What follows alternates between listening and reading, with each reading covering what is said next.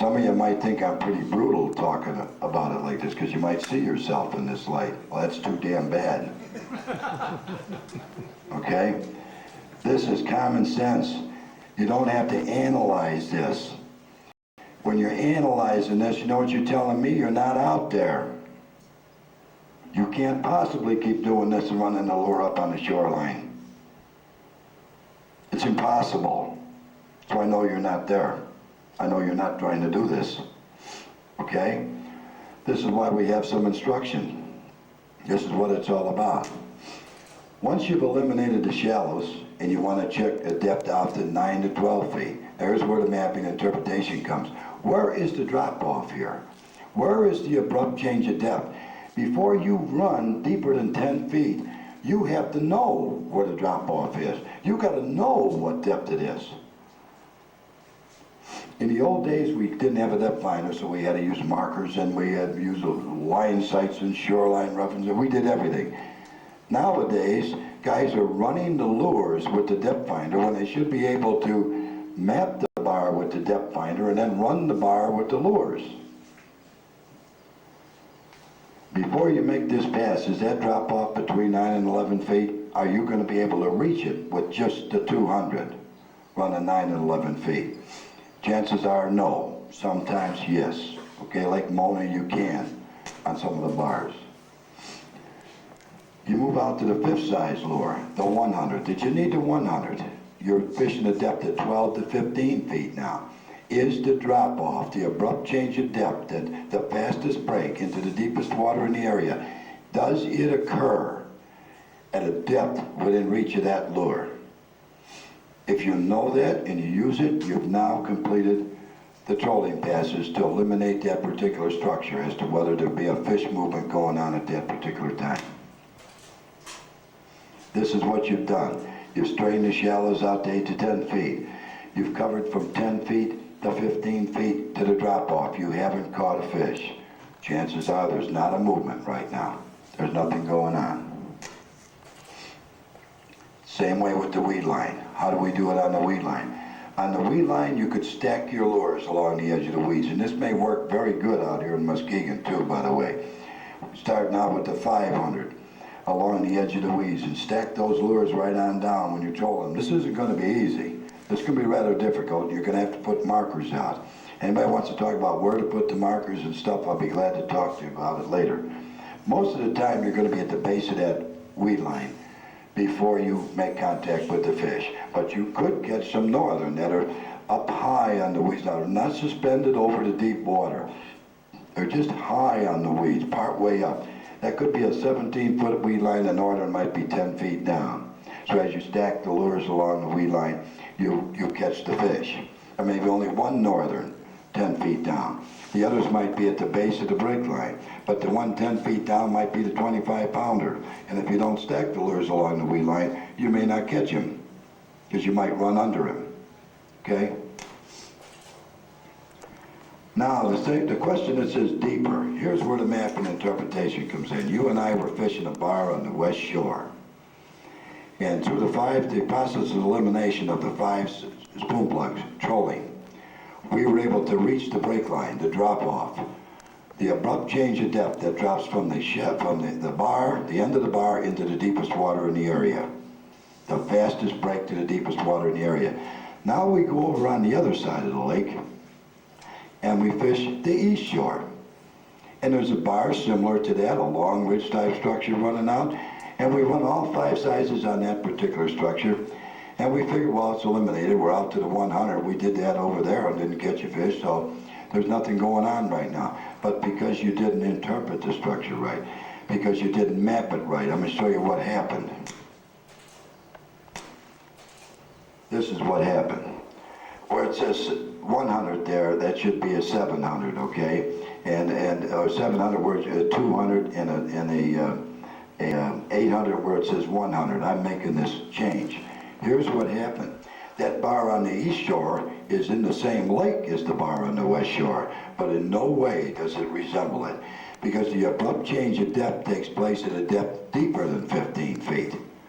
The abrupt change of depth may come at a depth of 21 feet or 25 feet. And what's happened here is you checked out to the first 5 sizes. You never reached the fish. You never reached this movement. This movement was going on. You didn't know how to map the structure. You figured that both structures were the same. And the only thing they had in common is they're in the same lake. You didn't know where the abrupt change of depth was. You didn't know what depth it took place. So consequently, you ran through the first 5 lures and you left, and that's what was going on. You missed them. Whereas if you would have run with the 800 and the 700, as I said before, I'm changing those two for this slide.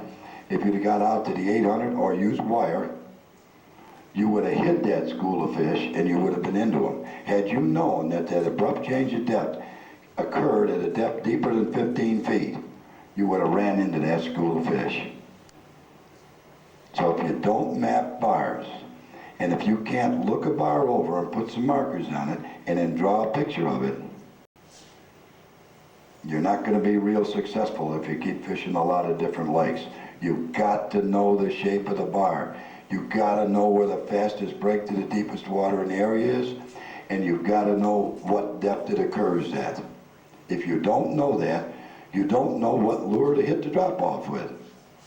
It's as simple as that. Talk about all the breaks and break lines and trolling them and casting them and everything you want. If you don't know what lure that you need or what depth you have to run to hit that drop-off on a trolling pass, you are not going to be very successful, period. It's that simple. I don't care how much reading you do. I don't care how much analyzing you do. I don't care how much you tell me you know. If you don't know that, you don't know. And that's a fact. This is the epitome of what we're working for. What you see right here.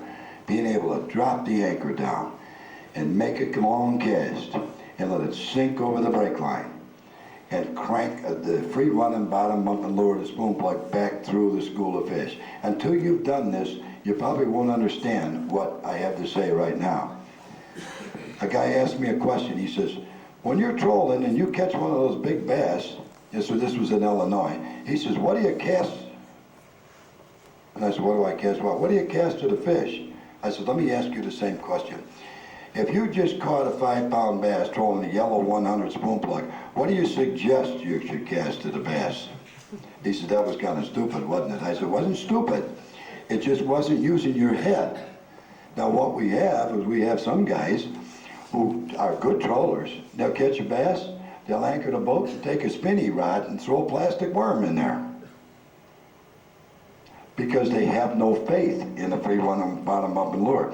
So I'm telling you, nothing will catch them when they're up and schooling like the free running bottom bumping lure. Is this because the spoon plug is such a great lure? Well, in a way it is, but it's what it does. As that lure sinks to the bottom and that school is on the move, you picture what's happening here. And you begin to retrieve and crank them handles as fast as you can. And that lure comes up that incline and hits that break line, bumping the bottom. Not only does one fish take it, if you could be down there, but there's 3 or 4 of them after it at the same time. So you and I are in the boat together, and I make a cast and I hook one. Then you make a cast, and there's another one chasing yours.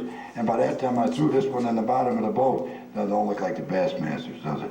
And I make another cast, and I start cranking them, and they come on every cast. It may not be 38 or 48 of them. It may not be 33 and 33 casts. It may be 8, 9, 10, or 11. But as fast as you can throw it in there. Now let's say you threw that plastic worm in there. Okay? You may get one of them. You may get 2 of them. But you didn't put them in a frenzy.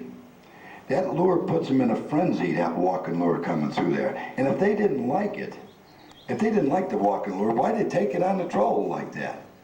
How many guys say, I never get them casting, I anchored the boat, and I turned around, I went back, and doggone, I caught another one.